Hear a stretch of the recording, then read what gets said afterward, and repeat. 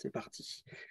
Bien, écoutez, bonjour à toutes et à tous. Merci aux étudiantes et aux étudiants du graduate programme qui nous ont rejoints et qui vont nous rejoindre au fur et à mesure.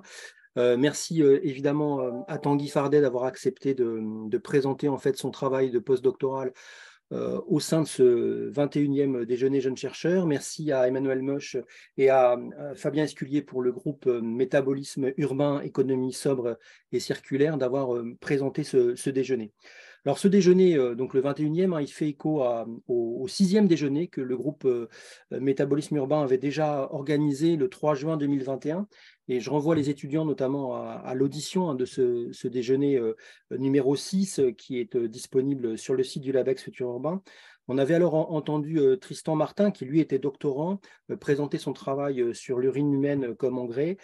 Fabien déjà avait utilisé cette occasion pour présenter le programme OCAPI, dont il va être à nouveau, je pense, question ici. Et c'était extrêmement intéressant pour nous. Et donc, le sujet d'aujourd'hui va un peu faire écho à ce travail-là, même si se déroule dans un autre cadre, celui d'un post-doctorat. Alors, le sujet dont on va parler aujourd'hui est très intéressant pour le LabEx Futur Urbain à plus d'un titre. D'abord, évidemment, les questions du métabolisme urbain et de l'économie circulaire sont au cœur de la question de la réflexion sur les futurs urbains. Et donc, c'est un des groupes très anciens du LabEx Futur Urbain, même si son nom a pu changer depuis la création du LabEx en 2011. La deuxième raison pour laquelle ce déjeuner nous intéresse particulièrement, c'est qu'il y a question de recyclage, il y a question de questions environnementales qui ne sont pas en fait directement liées à un groupe transversal du LabEx, mais qui sont traités par plusieurs groupes. Mais évidemment, le groupe Métabolisme urbain est très important là-dessus. Et puis la troisième raison est peut-être la plus importante, c'est parce qu'avec ce déjeuner, on arrive à toucher du doigt un de nos objectifs de départ, qui était de favoriser l'interdisciplinarité radicale, la rencontre entre sciences de l'ingénieur, sciences dures et sciences humaines et sociales. Et c'est toujours un pari compliqué, risqué, parce que c'est quand même des langages relativement différents. Et donc, de la même manière que Tristan Martin était agronome, Tanguy Fardet est biophysicien, avec une thèse soutenue en 2018. Et donc là, on a finalement un type de chercheur qu'on n'a pas forcément l'habitude d'entendre, du moins dans le secteur des SHS. Et donc, c'est particulièrement stimulant d'avoir cette occasion d'échanger avec lui. Donc, sans plus tarder, je laisse la parole à Emmanuel pour faire l'introduction scientifique. Merci. Oui, bonjour à tous. Merci Loïc pour cette introduction. Alors, je vais commencer par quelques mots sur le groupe transversal métabolisme urbain et économie sobre et circulaire. Tout d'abord, pour redéfinir rapidement ce que c'est que le métabolisme urbain, on entend par là l'ensemble des processus par lesquels les villes mobilisent, consomment et transforment des ressources. Donc, ça peut être des biens, des matières, mais aussi de l'énergie. Et donc, ce groupe transversal mène un programme de recherche autour de 3 axes. D'une part, l'identification quantitative et qualitative des flux du métabolisme et aussi l'identification des déterminants de ces flux. Ensuite, les modalités d'une transition vers une économie sobre et circulaire, dont en particulier les modèles économiques qui peuvent mener à une telle transition. Et enfin, la gouvernance de l'économie circulaire, que ce soit au niveau des pays ou au niveau des territoires, savoir quels acteurs il faut réunir et comment pour mettre en œuvre cette transition. Ouais, donc le groupe transversal métabolisme urbain et économie sobre et circulaire organise, donc en dehors de ses travaux de recherche, organise aussi des événements scientifiques, des séminaires, des colloques et aussi en particulier une école d'été qui aura lieu cet été fin août ou début septembre. Et donc qui vise justement à faire se rencontrer des chercheurs d'horizons différents.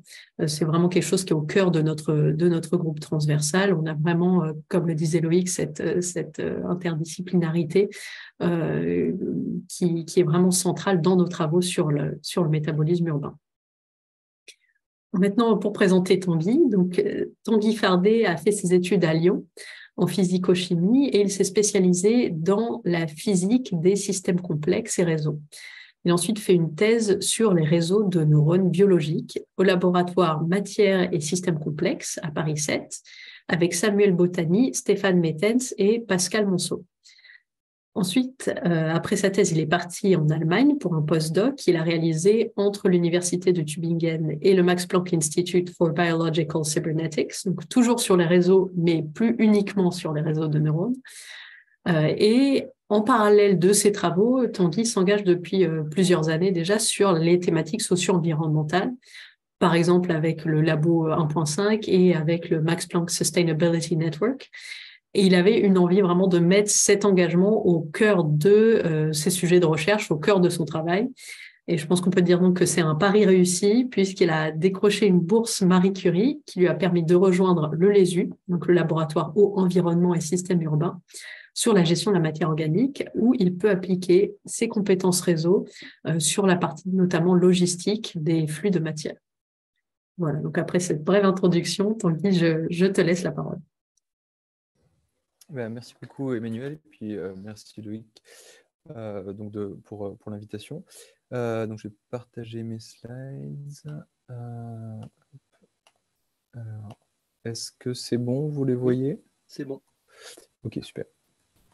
Donc je vais effectivement vous parler un petit peu de transition possible vers des systèmes agroalimentaires circulaires. Et donc en particulier, je vais regarder comment est-ce qu'on peut essayer de reconnecter aire urbaine et aire rurale via les excréta humains, donc ce qui est quelque chose qui peut un peu surprendre, mais j'espère pouvoir vous convaincre que c'est vraiment un sujet important. Donc moi, je suis arrivé vers ces questions de recherche via l'approche justement donc métabolique, avec ce constat que les sociétés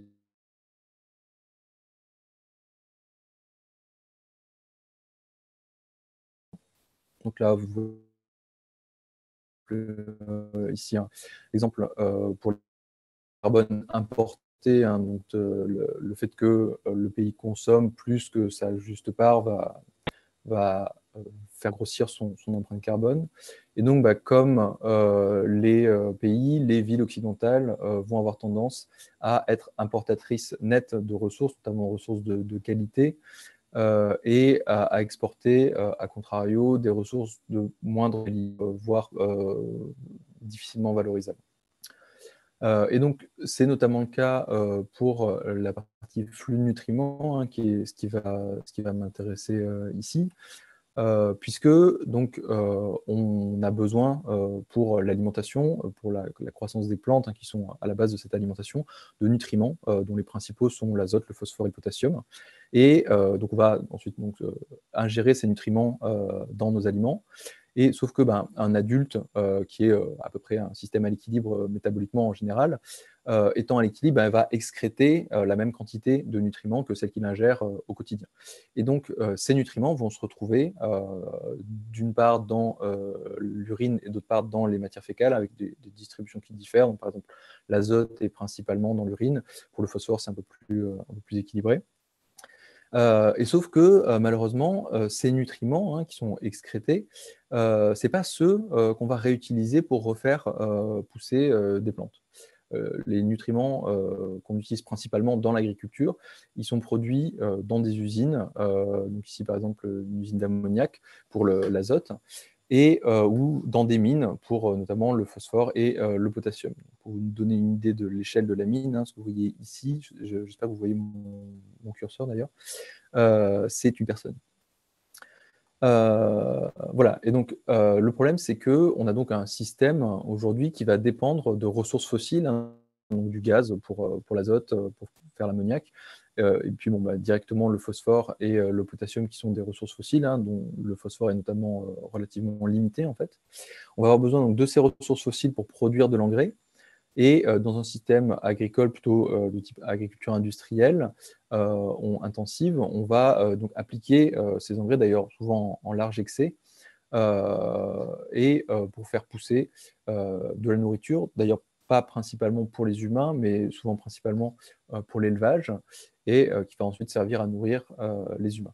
Et donc à toutes les étapes, en fait, on va avoir une production de matières qui sont considérées comme des déchets, qui sont souvent très peu valorisés, et qui vont entraîner tout un tas de problématiques de pollution, notamment dans le cadre des déchets humains, de pollution des eaux, de pollution des sols aussi dans le cas de l'élevage. Donc l'idée, évidemment, ici, c'est d'essayer de voir comment est-ce qu'on pourrait arriver à un système cible qui soit plus circulaire, hein, donc avec une valorisation des matières organiques, notamment donc l'urine et les matières fécales, mais aussi les biodéchets, pour en faire des engrais biosourcés qui seraient utilisés dans une agriculture plus écologique, qui permettent quand même de nourrir les humains, notamment via une réduction de la part carnée de l'alimentation. Et donc, ce n'est pas un système qui est complètement hors sol, hein, c'est vraiment quelque chose dont on sait que techniquement, c'est possible, hein. Il y a des études qui montrent qu'on pourrait le faire, par exemple, au niveau de l'Europe, notamment grâce à la réutilisation des nutriments présents dans les matières fécales, qui sont un gisement extrêmement important de ces nutriments. Et alors, un autre problème du système actuel, donc, outre donc, ce caractère linéaire, extractiviste qui va contribuer à des problèmes de pollution, l'autre problème, c'est un problème de dilution. C'est-à-dire que si on regarde, par exemple, dans le cas de l'azote, ben, on va donc extraire l'azote atmosphérique ici pour en faire des fertilisants. Ces fertilisants sont à la base très concentrés, ce qui est une bonne chose, hein. Donc on va utiliser ces fertilisants dans les champs, la nourriture va être consommée, et ensuite donc, on va les excréter dans l'urine et les matières fécales, où ils sont certes moins concentrés que dans les fertilisants d'origine, mais ils restent quand même relativement concentrés. Et là, le problème qui va intervenir, c'est le système actuel de gestion des excréments qu'on a, qui est le système de la toilette à chasse d'eau. Donc en fait, on va diluer ces excréments dans de l'eau potable, qui plus est. Donc bien sûr, cette eau va être souillée par les excréments, mais pas que, puisque en allant ensuite dans le tout à l'égout, elle va être mélangée avec plein d'autres matières, donc notamment certains métaux. Et donc on a vraiment une ressource qui devient de mauvaise qualité, puisqu'elle est à la fois diluée et polluée par d'autres matières. Et donc ici, évidemment, ça va devenir difficile de faire quelque chose avec cette ressource. Et donc typiquement, ce qui est fait, c'est pas le rejeter directement dans les rivières, on va déterminer un seuil de pollution à l'azote qu'on déclare acceptable, et on va détruire des molécules azotées pour les renvoyer dans l'atmosphère, ce qui coûte à nouveau de l'énergie. Et puis, comme on n'a pas tout détruit, il y a quand même une partie de l'eau rejetée qui va aller polluer les rivières. C'est le phénomène d'eutrophisation. Donc l'idée, évidemment, dans le système cible, c'est de sortir à terme, de s'affranchir du système de la toilette à chasse d'eau pour garder tout au long du cycle une concentration relativement importante des nutriments. Voilà. Et donc, pour finir là-dessus, ces recherches, comme ça a été dit, je les mène dans le cadre du programme OCAPI, qui essaie donc d'avoir une approche systémique de ces enjeux en tenant compte, entre autres, des spécificités territoriales et en essayant de construire un peu ces problématiques avec tous les acteurs. Donc notamment ici, hein, l'acteur final très important, ça va être les agriculteurs, les agricultrices, pour essayer de voir comment est-ce qu'on peut arriver à des matières finales qui soient vraiment utiles, et donc comme ça, refaire le lien entre les villes où les nutriments vont arriver pour la nourriture et les parcelles agricoles, on va ensuite pouvoir les réutiliser. Donc, qui dit approche systémique dit pluridisciplinarité. Donc, OCAPI a différents axes, hein. Donc, moi, je m'inscris dans l'axe métabolique. Il y a aussi des axes donc, plutôt agronomiques, comme ça a été mentionné avant, et puis sociologiques. Et évidemment, quelque chose de très important aussi, c'est qu'il y a des démonstrateurs, hein. On essaie de mettre en place concrètement des filières sur le terrain. Donc, on a toute une série de personnes qui vont travailler à essayer de redorer le blason de ces urines et matières fécales qui, malheureusement, sont assez mal considérées dans nos sociétés. Voilà, donc le cœur du sujet maintenant, donc, au sein de ce programme, moi, je travaille sur le projet café. Alors, d'ailleurs, j'espère que tout le monde a eu le temps de prendre le sien. J'espère que je ne vais pas créer des réactions de manque en parlant de café régulièrement. Donc le projet café, donc pour Circular Agri-Food Ecosystems, son objectif, c'est d'aller évaluer des scénarios territoriaux de transition vers la circularité, dans un objectif d'aller vers plus d'autonomie alimentaire notamment. Et donc, par rapport à d'autres projets qui ont pu être menés avant, l'idée ici, c'était de vraiment donner une image globale de l'ensemble des matières organiques urbaines, donc à la fois les excrétas, urine, matière fécale, et les biodéchets, donc notamment d'origine alimentaire, et avec un parti pris vraiment sur la valorisation agricole de ces matières, par opposition, par exemple, à une valorisation énergétique ou plus générale industrielle, par exemple, pour faire des bioplastiques. Donc ici, vraiment, la priorité qui va être donnée, c'est aux besoins agricoles. Donc les objectifs un peu généraux de ce projet, c'est de voir comment est-ce qu'on peut maximiser la circularité des nutriments en essayant de garantir une qualité des ressources rapportées au sol qui soit maximale, parce que les sols n'ont pas simplement besoin de nutriments, mais il y a aussi tout un enjeu pour la qualité des sols, de la vie des sols, donc d'avoir du carbone organique, et donc de regarder comment est-ce qu'on peut minimiser les impacts environnementaux qu'on peut avoir via ces filières de retour au sol, tout en maximisant donc la résilience du système. Alors, à terme, un enjeu majeur pour le projet, c'est de pouvoir fournir un outil d'aide à la décision à destination des acteurs locaux. Donc, avant le démarrage du projet, j'avais fait un petit démonstrateur de ce à quoi pourrait ressembler l'outil. Donc, l'idée, en fait, c'est d'avoir une interface à travers laquelle les personnes puissent aller sélectionner un territoire d'intérêt pour lequel elles vont pouvoir rentrer des informations complémentaires, par exemple le type de matière avec lesquelles les agriculteurs aimeraient pouvoir travailler. Donc, choisir en conséquence différentes méthodes de collecte et de valorisation des matières et puis voir un peu, visualiser quels sont donc les gisements et les impacts qui pourraient être liés ou évités via ces nouvelles filières. Donc, en termes de méthodes et d'outils, donc, je regarde moi pour voir comment transiter entre le système actuel et ce système cible plus circulaire. Ce sont des scénarios donc socio-techniques qui prennent en compte notamment la possibilité de changement de régime alimentaire et puis concrètement les différents modes de collecte et de transformation des matières qu'on pourrait utiliser pour pouvoir justement en évaluer les impacts socio-environnementaux, notamment via des analyses de cycle de vie. Donc, pour vous donner quelques exemples, les modes de collecte et de valorisation considérés, donc typiquement, ça va être par exemple du compostage et de la méthanisation, notamment pour les biodéchets et les fesses. Pour l'urine, si elle est collectée séparément, ça va être des urinofertilisants. Et puis, comme évidemment, on ne va pas passer instantanément d'un système à chasse d'eau vers des systèmes sans chasse d'eau pour les toilettes, il y a évidemment à prendre en compte une évolution possible des steppes pour récupérer une partie des nutriments tant que la steppe reste un point de passage important. Donc en termes de collecte, ensuite, il y a par exemple des points d'apport volontaires ou du porte-à-porte pour la collecte en porte-à-porte. Pour l'urine, on peut avoir des réseaux dédiés qui vont arriver à des cuves, qui vont être vidangées plus ou moins régulièrement. Et puis, ces matières peuvent ensuite être valorisées soit de manière locale, avec des composteurs de quartier ou ce genre de choses, soit à des échelles plus importantes, jusqu'à une échelle industrielle où on va la collecter depuis plusieurs communes, voire au niveau d'un département. Donc, évidemment, là, moi, je ne refais pas tout ce qui a déjà été fait là-dessus. Donc, il y a énormément de données qui existent déjà dans la littérature pour pouvoir évaluer les impacts de ces choses-là, donc soit dans la littérature générale, notamment pour le compostage et la méthanisation, soit dans le spécifique de l'urine ou des stations d'épuration, des travaux des équipes avec lesquelles je travaille, donc notamment au CAPI dans la région toulousaine.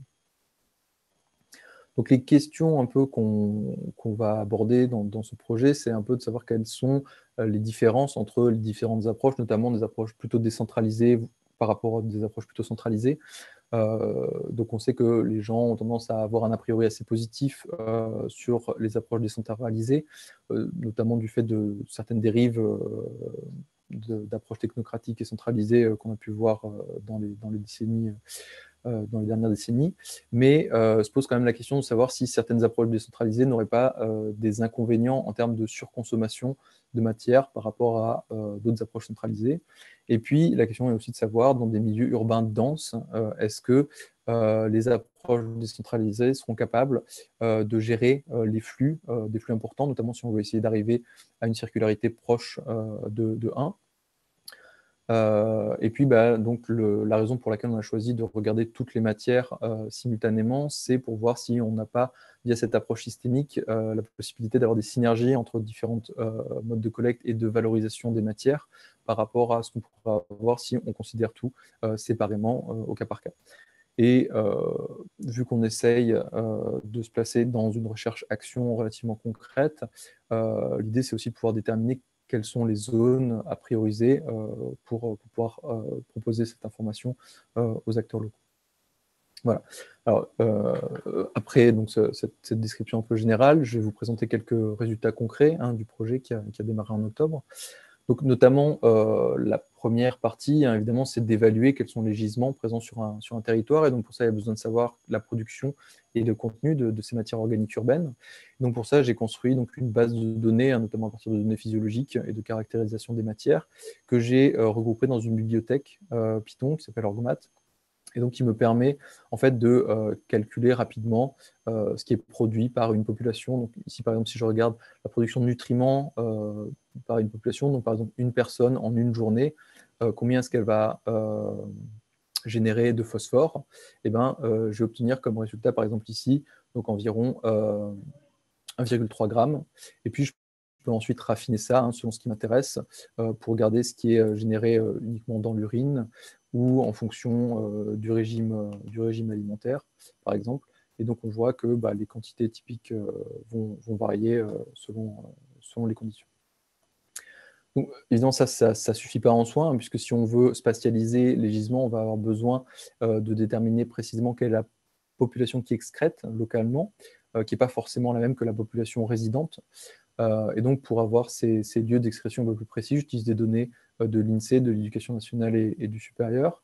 Pareil, que j'accède via des codes Python qui me permettent, par exemple, ici, pour la région de Toulouse, d'estimer donc quelle va être la population résidente et la population présente sur des journées travaillées.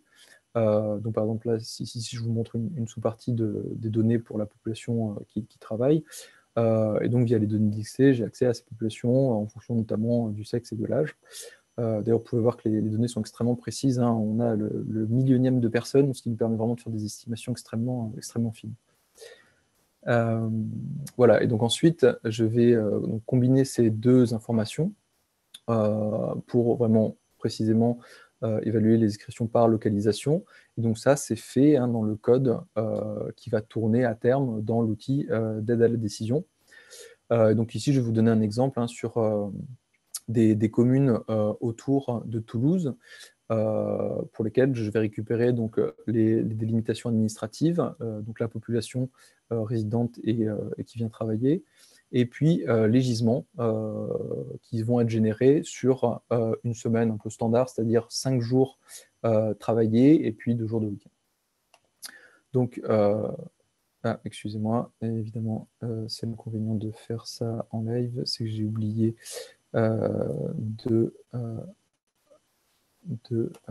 lancer le premier code. Je reviens. Voilà. Donc, si je lance ça, du coup, ça me permet d'afficher ensuite les résultats pour cette zone. Donc, vous avez ici l'agglomération de Toulouse, et donc les camemberts vont représenter la production ici de l'azote entre le lieu de résidence, les lieux d'études et le lieu de travail. Vous voyez qu'à Toulouse, il y a quand même, c'est principalement extrait sur les lieux de résidence des personnes, mais si on regarde les agglomérations autour, on a par exemple notamment Blagnac, là où il y a l'aéroport, où la majorité de l'excrétion se fait sur le lieu de travail.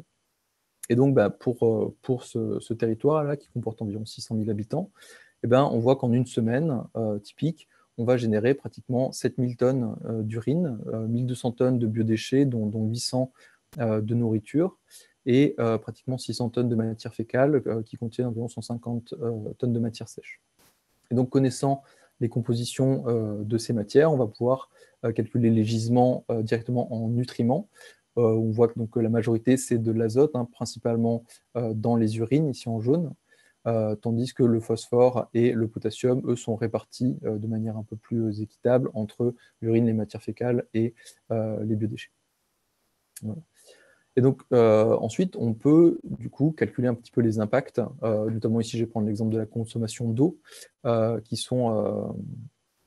qui proviennent de l'utilisation du coup ici des toilettes à chasse d'eau. Donc je vais regarder en particulier l'exemple sur Blagnac, et on va regarder donc l'eau qui est consommée dans les chasses d'eau.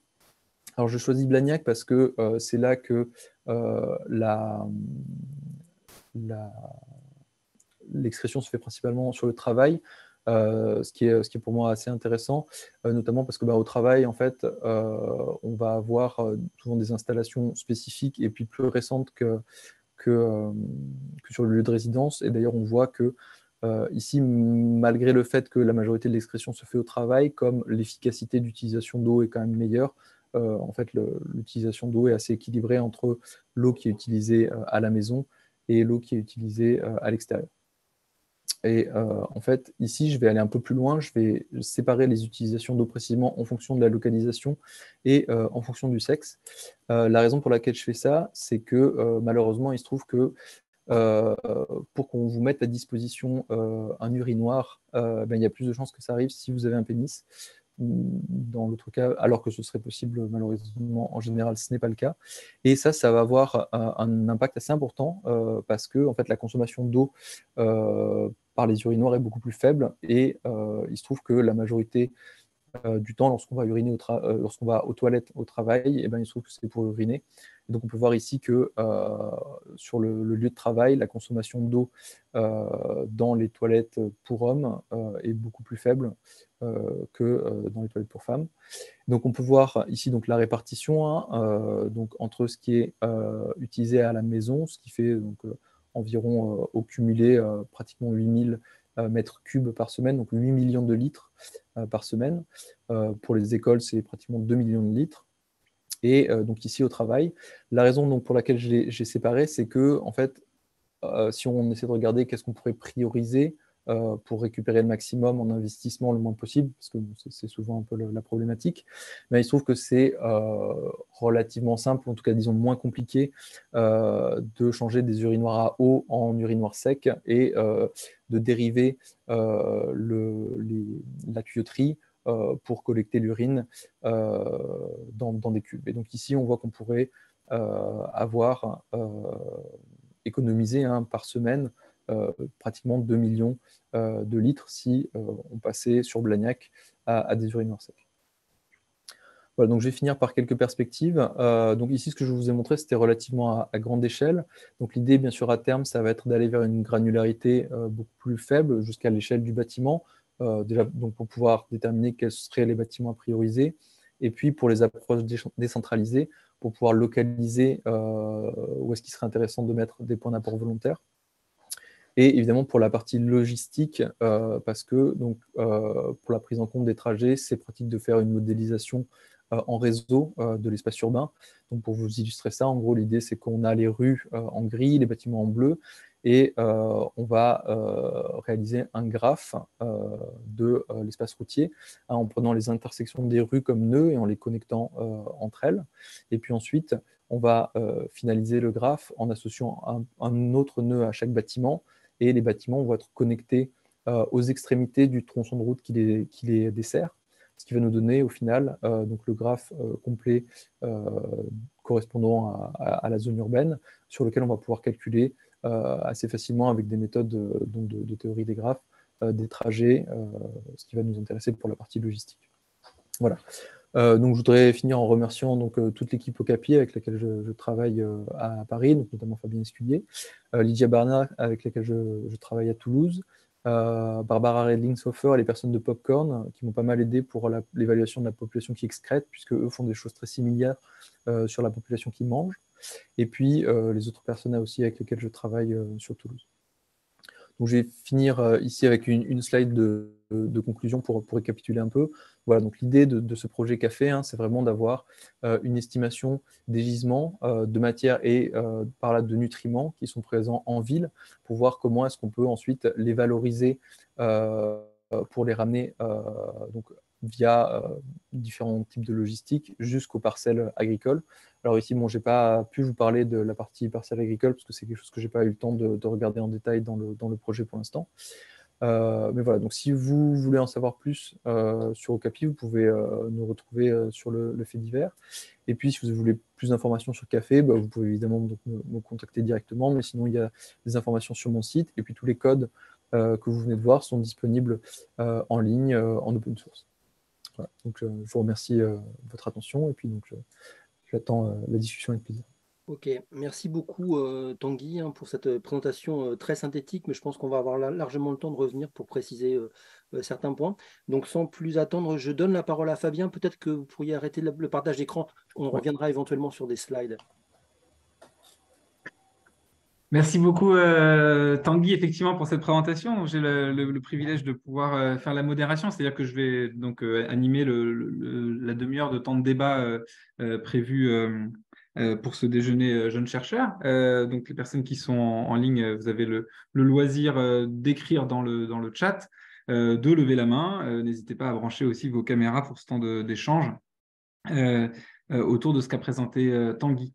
Pour introduire le débat, je voudrais simplement dire mon plaisir que un travail comme celui de Tanguy soit mis dans le dialogue interdisciplinaire qui est celui du LabEx Futur Urbain. Et comme le disait Loïc, on vise à l'interdisciplinarité radicale. Et ça me paraît être quelque chose d'extrêmement important. Et il y a une certaine symétrie entre la trajectoire de Tanguy et la mienne à venir ici. J'ai une formation d'ingénieur.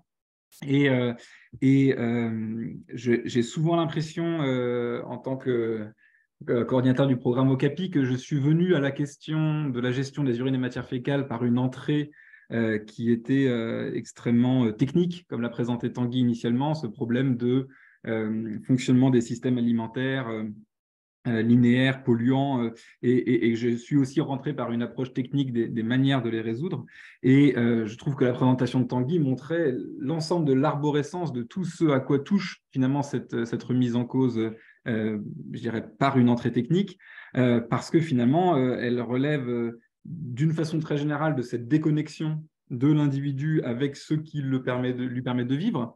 Donc, comment est produite sa nourriture, d'où vient son eau, comment fonctionnent les systèmes. C'est des sortes de boîtes noires aujourd'hui dans lesquelles nous sommes tous insérés. Et le dialogue interdisciplinaire vise justement pour moi à faire cette articulation entre l'explicitation technique de la façon dont il fonctionne et les manières aussi de comprendre comment est-ce qu'on peut se les approprier collectivement. Et je trouve que la présentation de Tanguy était émaillée de tout un tas d'ouvertures vers ces différents débats, la question des usages, la question de la façon dont des régimes alimentaires des individus, des questions très, très personnelles de rapport aussi aux urines et matières fécales, à ces excréments. Tout un tas de sujets qui, comme l'a dit Tanguy, sont abordés dans le caractère pluridisciplinaire du programme Okapi. Je pense en particulier à Marine Legrand, qui est anthropologue et qui travaille sur cette question de nos rapports à nos excrétions. On a vu aussi la question de genre, hein, bien mise en exergue par Tanguy.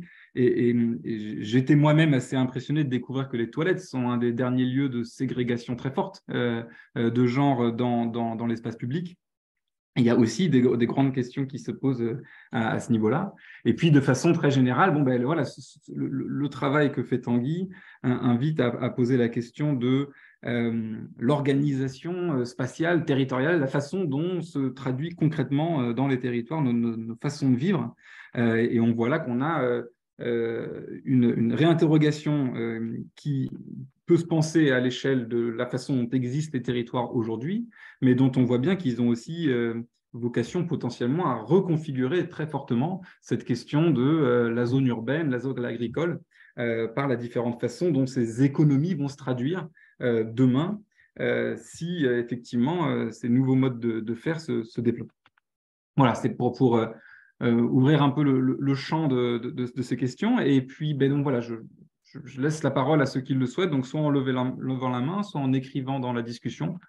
N'hésitez pas donc à soumettre vos questions, à mettre en débat ce qu'a présenté Tanguy. Alors, il y a Loïc qui pose une question. Alors, je te laisse prendre la parole, Loïc. Merci. Donc oui, c'est toujours difficile de poser la première question. Donc je vais le faire pour la salle en incitant, comme tu l'as fait Fabien, vraiment notamment les étudiants de master à y aller franchement, hein. C'est une occasion que vous n'aurez pas souvent dans votre master cette année, puisqu'une grande partie d'entre vous, vous venez de formation soit en génie urbain, soit en SHS et en urbanisme, donc n'hésitez pas. Alors moi, ma question, en fait, elle porte un peu sur la fin de l'exposé, c'est-à-dire sur le moment où on passe de la réflexion sur la récupération des urines, des matières fécales, mais en fait surtout des urines, et puis l'urbanisme, c'est-à-dire la manière de reconfigurer les villes telles qu'elles sont, donc autour de ces réseaux, de ces nœuds. C'était plutôt bien expliqué. Alors, on n'arrête pas depuis des décennies d'éventrer les rues, hein, pour refaire une partie des réseaux techniques, pour refaire notamment les adductions de gaz, les adductions d'eau, hein, parce qu'il y a beaucoup de pertes d'eau également, parfois pour passer la fibre. Mais ce que vous proposez suppose de mettre des cuves, si j'ai bien compris. Et donc, est-ce que techniquement, le projet Okapi va jusque-là, c'est-à-dire que ces cuves de récupération, est-ce qu'on envisage de les enterrer, un petit peu comme on enterre des fosses septiques? Est-ce qu'on envisage de les mettre à côté des bâtiments? Et là, dans ces cas-là, il y a toute une partie des villes qui n'est pas du tout adaptée. Et est-ce que vous calculez également, à un moment donné, vous allez parler de logistique, qu'est-ce que vous calculez également en matière de logistique pour voir si en fait le bilan carbone du transfert de ces matières-là qui seront de toute façon à retraiter avant d'être vers les territoires agricoles, est-ce que le projet intègre tout ça? Donc, il y a deux questions en fait dans une. Il y a une question sur l'urbanisme, c'est-à-dire est-ce que vous êtes déjà en contact dans ce type de projet avec des urbanistes pour penser la manière dont ça pourrait être intégré dans le sol des villes? Et puis ensuite, comment vous calculez la question en fait du transport? Alors, sur la partie d'interaction avec des urbanistes, bon, pour savoir si ça se fait de manière générale au sein du programme Okapi, peut-être je laisserai Fabien préciser ça après, mais c'est-à-dire en tout cas ça s'est fait sur des exemples concrets avec donc les maîtres d'œuvre sur des projets, que ce soit sur le plateau de Saclay ou à Paris. Et en fait, il y a deux problématiques. En gros, il y a la problématique des nouveaux bâtiments, où là, effectivement, l'idée, c'est de le penser en amont, parce que c'est toujours plus facile si ça a été pensé avant que s'il faut faire du rétrofit. Mais c'est quand même quelque chose qui est aussi envisageable sur de l'existant, même si ça peut être plus compliqué.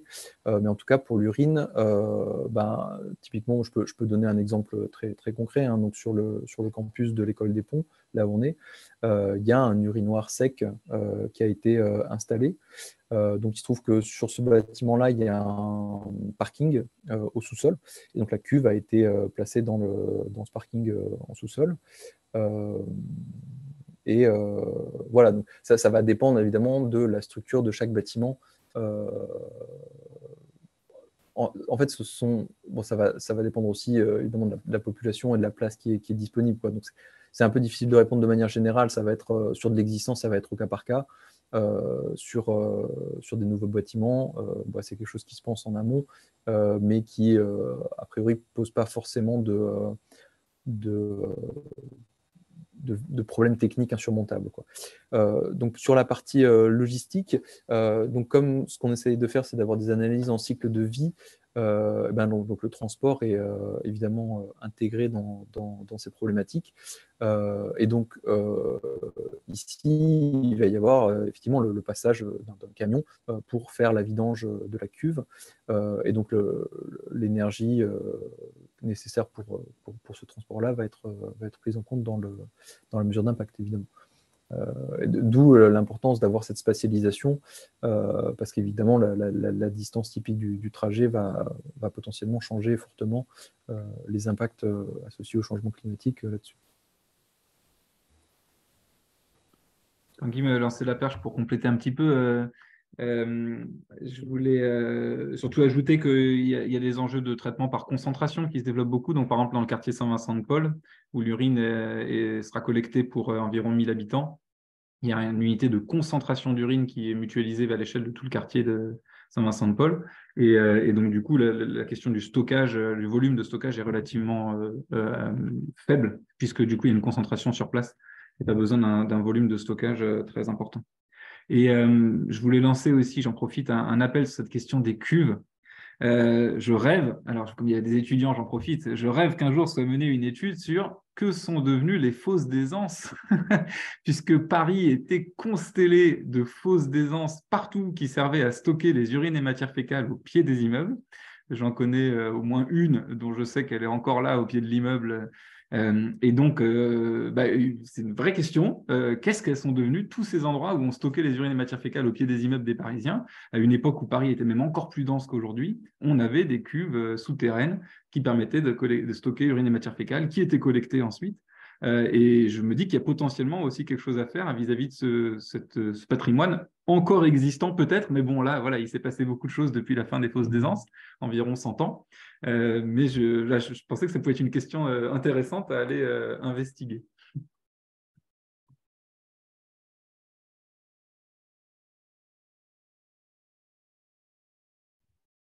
D'autres questions, réactions?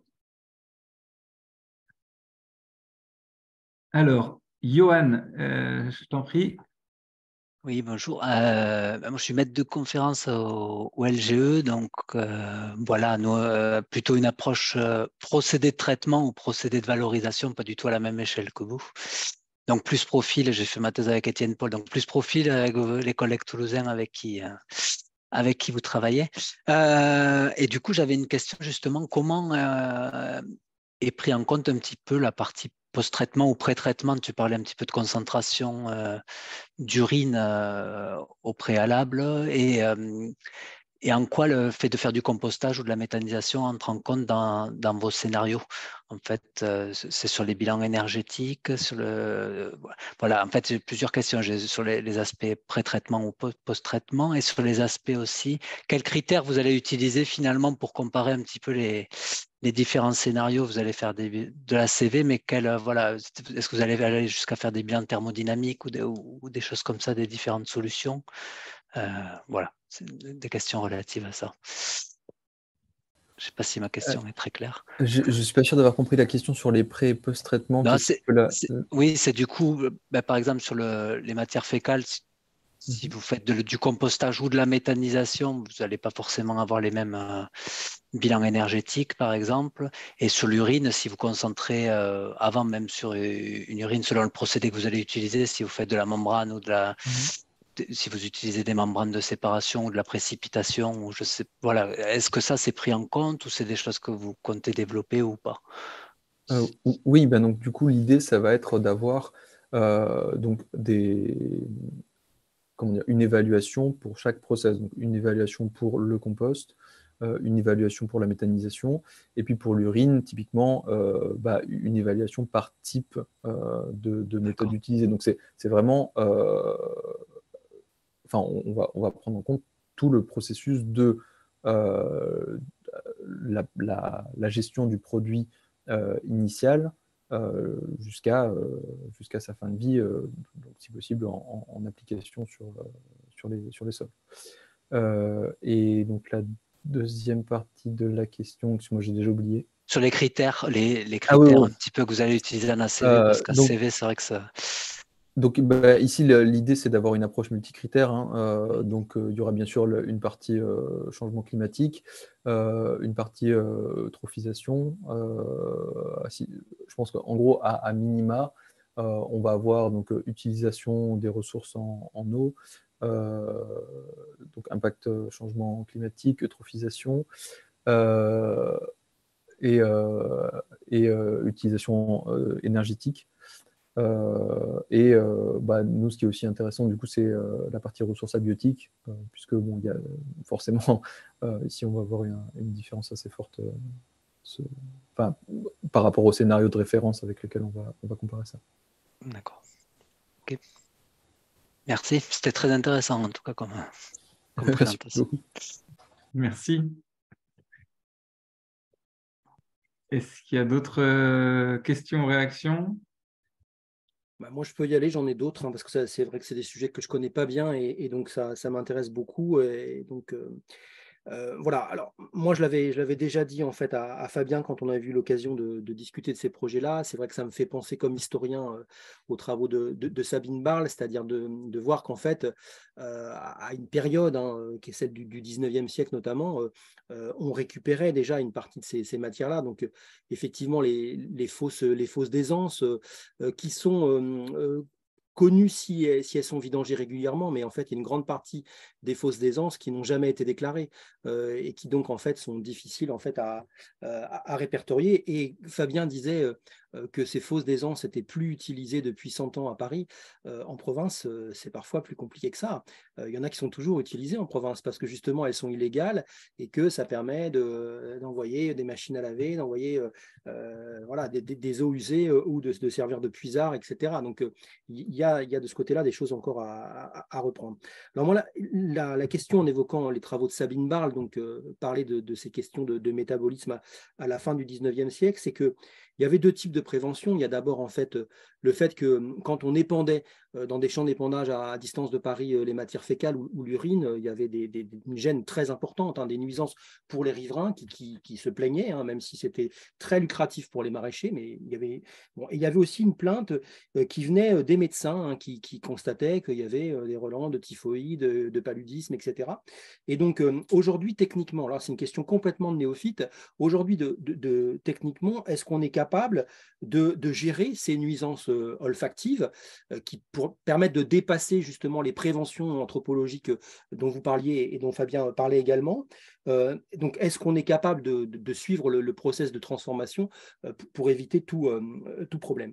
Et puis, j'ai une deuxième question peut-être un peu plus économétrique, je dirais, qui est que les historiens qui ont travaillé sur l'azote et sur le fait de passer à un système d'engrais à partir du début du XXe siècle ont bien montré l'importance des lobbying de la chimie lourde pour la fabrication d'azote. Et donc, dans un projet de type Okapi, vous êtes sur des démonstrateurs, vous l'avez dit. Est-ce que vous les sentez venir, ces lobbying derrière, comme on sait que, par exemple, Total Energy ou GDF ont parfois en fait se sont rapprochés de chercheurs qui pouvaient les embêter pour récupérer les travaux et les endormir tranquillement. Est-ce que vous sentez ce type de pression ou est-ce que vous êtes encore dans un lieu suffisamment neutre et suffisamment en fait démonstrateur pour ne pas inquiéter derrière une partie des lobbies de l'agroalimentaire? Alors je commence par la première question du coup. Donc ici, oui, en fait sur les techniques actuelles, ça a plus rien à. Enfin, l'idée c'est pas du tout de revenir à la fausse d'aisance. C'est vraiment, il y a pas mal de choses qui ont changé depuis. Donc sur les nuisances, en fait, bon, je vais les prendre à différentes étapes. Bon, déjà, il y a est-ce que aujourd'hui, on peut garder le même niveau de confort auquel les gens sont habitués avec la toilette à eau en passant sur des toilettes sèches. Et donc pour ça, la réponse globalement, c'est oui. Il n'y a pas longtemps, je suis allé visiter l'auberge à Dole de Bretagne, où ils sont en train de passer progressivement les toilettes de la résidence de toilettes à eau vers toilettes sèches. Et donc ici, ils ont des toilettes à tapis roulant où en fait donc l'urine va être collectée, les matières fécales arrivent dans un bac contenant à l'arrière du toilette qui est en fait complètement fermé, c'est dans un caisson. Et en fait la VMC des toilettes est à l'intérieur du bac, ce qui fait qu'en fait le flux d'air se fait passe par la cuvette des toilettes. Donc il n'y a vraiment aucune sortie odorante qui provient de la toilette. Et il n'y a pas d'utilisation non plus de copeaux. En fait, le tapis, on appuie sur un bouton comme si on pressait le bouton de la chasse d'eau. Le tapis fait passer les matières fécales à l'arrière et voilà, c'est tout en fait. Donc du côté utilisateur, voilà, il y a vraiment des choses qui changent pratiquement rien par rapport à la toilette, si ce n'est que évidemment il va falloir collecter les matières fécales à intervalles réguliers. Voilà. Et ensuite, donc, sur la partie vraiment réutilisation, Ici, on a, donc ça va varier évidemment selon les produits. L'idée, c'est que, en fait, de toute façon, on ne va jamais se retrouver ici avec une contamination des eaux. En fait, de manière générale, on n'a pas de mélange liquide immédiat qui contient notamment les matières fécales, qui sont là où sont la majorité des pathogènes. Si on regarde les différents modes de valorisation, on a notamment pour le compost, en fait, on va finir lorsque le compost est mûr avec l'équivalent du sol, en fait, de l'humus. Donc c'est plus du tout, c'est un produit qui est complètement différent. Il n'y a plus de, c'est plus une matière fécale, c'est vraiment du sol. L'urine, elle contient également assez peu de pathogènes. Le microbiome est très faible dans l'urine. Et si on la stocke, notamment pendant un certain temps, elle va en quelque sorte s'auto-sanifier, je ne sais pas comment dire en français. Et de toute façon, donc, il y a tout un tas l'OMS prône de certaines méthodes d'utilisation, donc de temps de maturation pour le compost, de temps de stockage pour l'urine, de manière à justement s'assurer qu'on n'ait pas de risque bactériologique. Et en fait, ici, on se retrouve même avec dans certains cas, donc il y a un étudiant au sein d'Ocapi qui travaille justement sur la problématique sanitaire des toilettes sèches, donc notamment du point de vue des matières fécales. Et donc il y a même certains cas où en fait on a probablement moins de risques de contamination lors de l'utilisation des toilettes sèches par rapport aux toilettes à eau, notamment on en a un peu entendu parler durant le Covid, quand on ne ferme pas la cuvette et qu'on tire la chasse, on a vraiment une contamination très importante par les matières fécales de l'environnement proche de la toilette.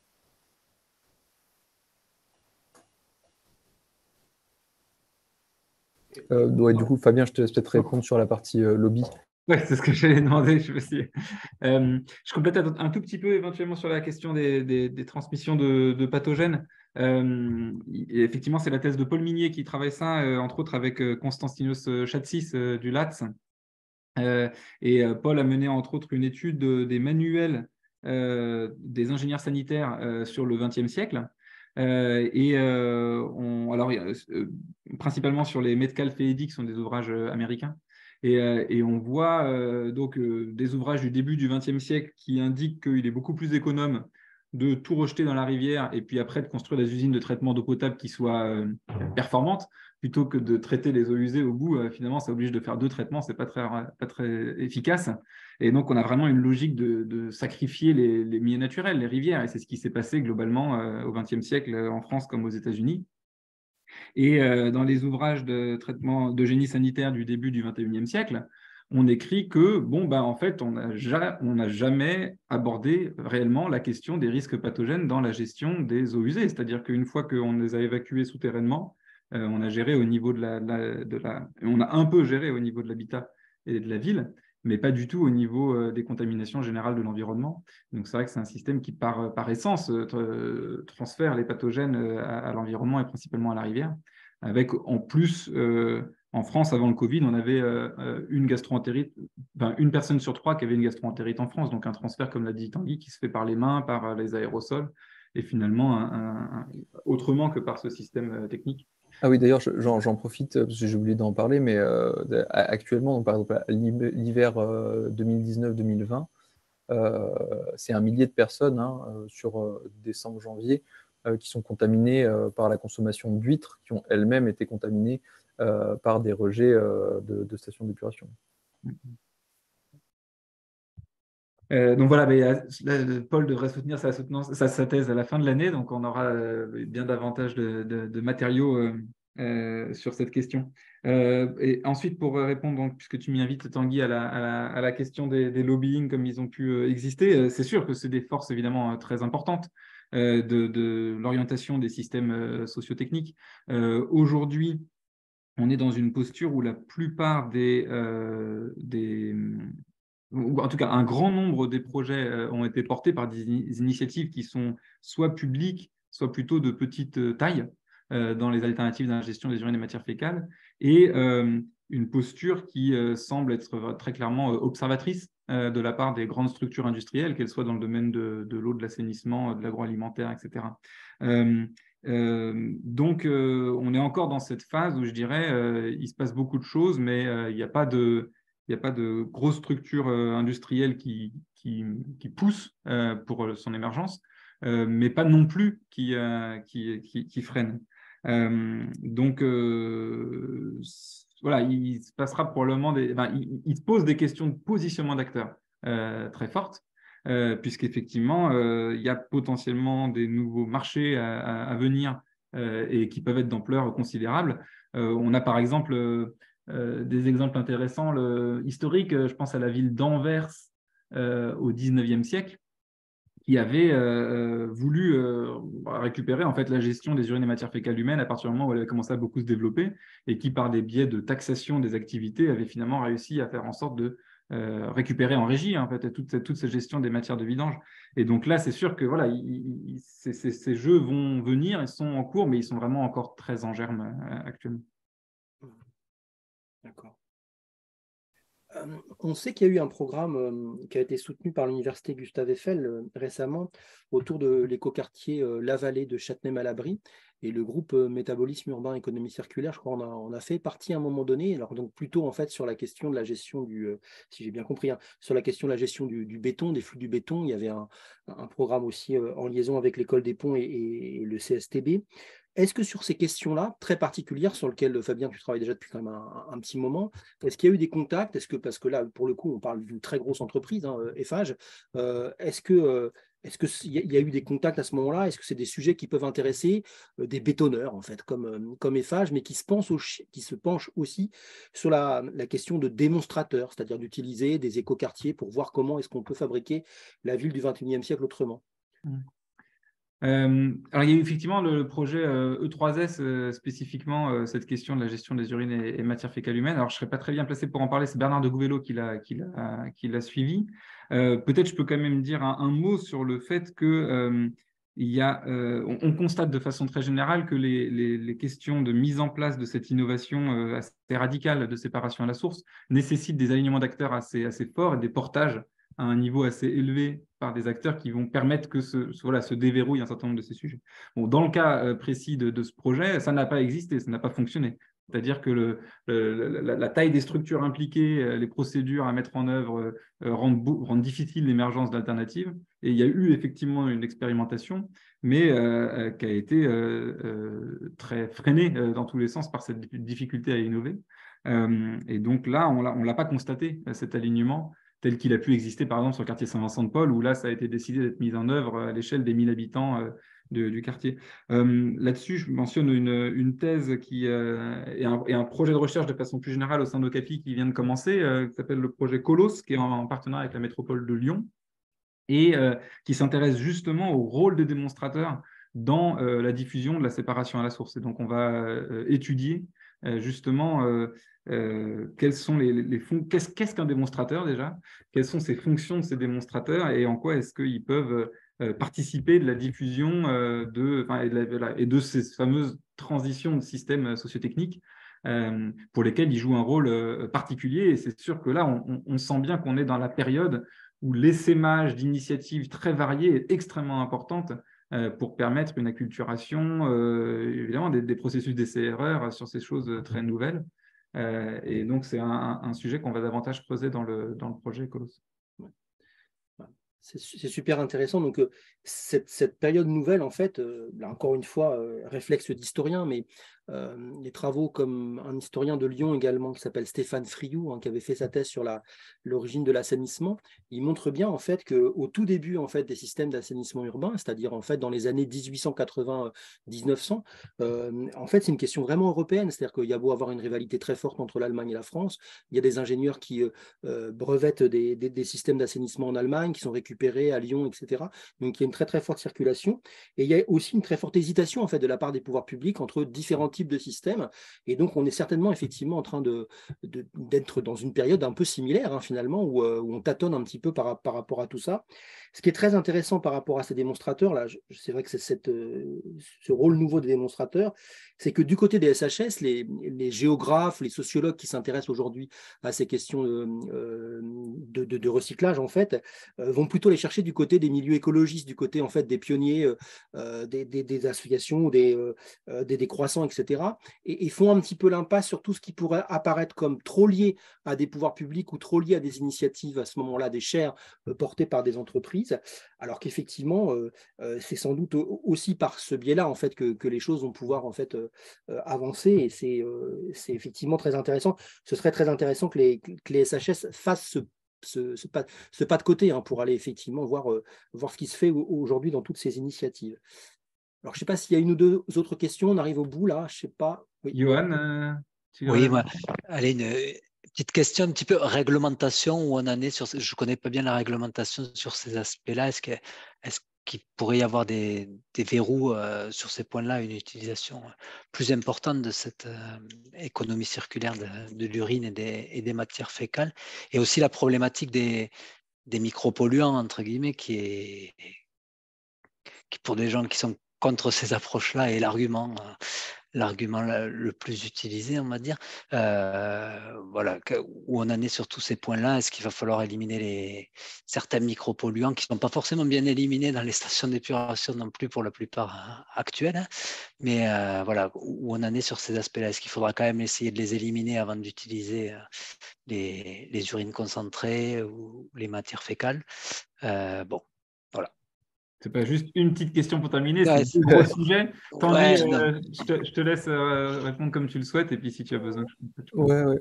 Bah, sur la partie réglementation, effectivement, bon, pour l'instant, on est toujours sur quelque chose d'assez inexistant, en fait. Donc, par défaut, il y a des gens qui choisissent de traiter ça pour être un peu safe via la législation sur les matières de vidange. Mais en fait, bon, c'est quelque chose qui évolue, enfin, qui devrait évoluer. Là, moi, aux dernières nouvelles, je pense que ce qu'on attend, c'est notamment la prochaine réglementation européenne, où il est question qu'il y ait une perte automatique du statut de déchet à partir du moment où les produits finaux répondent à certaines normes, bon, qui sont encore à définir. Et donc là-dessus, bon, je pense que c'est quelque chose qui est amené à changer relativement rapidement. Sur peut-être simplement pour donner un exemple concret ici, par exemple à Dole de Bretagne, où ils vont composter les matières fécales, du coup ils vont les utiliser uniquement sur leur petit jardin partagé, puisque pour l'instant c'est quelque chose qu'on n'est pas censé sortir de la parcelle. Sur la partie micropolluants, bon, bah, ça, c'est pas vraiment à nous de répondre. Je pense que l'idéal, ce serait qu'il y ait quelque chose comme une assemblée citoyenne qui s'approprie ces questions-là. Comme tu l'as dit, aujourd'hui, de toute façon, c'est quelque chose que les stations d'épuration ne traitent pas forcément bien. Pour nous, ça va varier énormément, en fait, selon les modes de valorisation. Typiquement, si on utilise des procédés vraiment extractifs, où on va sortir des engrais minéraux, donc, je sais pas, par exemple, du sulfate d'ammonium ou de l'astruvite, ou voilà, ce genre de choses, bon, forcément, on va pratiquement éliminer complètement cette problématique-là. On a déjà un avantage, c'est que si c'est traité, enfin, si on sépare vraiment à la source, on n'a pas des problèmes de pollution supplémentaires liés notamment au tout à l'égout.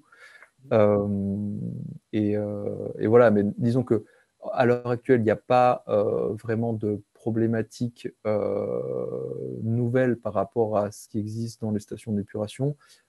Simplement, c'est quelque chose sur lequel il faut que la société arrive à une décision sur qu'est-ce qu'on considère acceptable ou pas.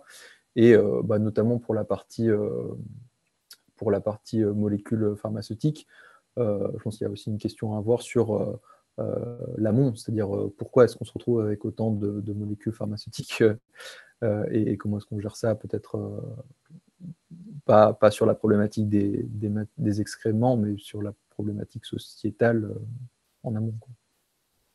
Je ne sais pas si Fabien, il y a des choses que tu veux rajouter là-dessus. C'est très bien. Ok. Merci. Bien, on arrive au bout de la séance, donc c'est le moment de vous remercier de votre participation. Je suis un peu déçu que les étudiants n'aient pas embrayé, mais sans doute qu'il y avait une appréhension. On reprendra ça notamment dans le cadre de la Graduate School. Merci à Emmanuel pour l'introduction, merci à Fabien pour la modération et les échanges avec Johan, et merci évidemment à Tanguy d'avoir présenté cet exposé très très clair et d'avoir répondu de manière tout aussi claire aux questions. C'est extrêmement stimulant. Alors nous, du côté des déjeuners de jeunes chercheurs, on va rester en fait dans le démonstrateur la fois prochaine, puisque le 20 mars prochain, c'est le prochain déjeuner qui est présenté par le groupe Nature Urbaine et qui est présenté par une doctorante en CIFRE qui s'appelle Hayat Zim Yerima et qui va parler des arbres de pluie dans la gestion du ruissellement urbain à travers une expérience qui est en cours au travers du démonstrateur de Seine City, qui est sur le site de la Cité des Cartes, juste à côté de l'école des Ponts et Chaussées. Merci à toutes et à tous de votre participation et puis bonne fin de journée. Et ça sera très prochainement en ligne sur le site du LAVEX Futur Urbain. Merci, à bientôt tout le monde. Merci. Merci, au revoir. Au revoir. Au revoir. Au revoir. Au revoir.